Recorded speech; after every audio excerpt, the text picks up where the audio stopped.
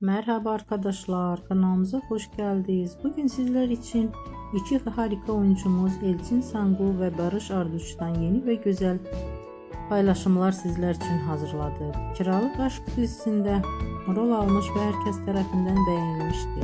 Biz de sizler için onların güzel ve romantik karelerini hazırladık. Bu videoların devamlı gelmesini istiyorsanız kanalımıza abone olup yorum yazmayı unutmayın. Böylelikle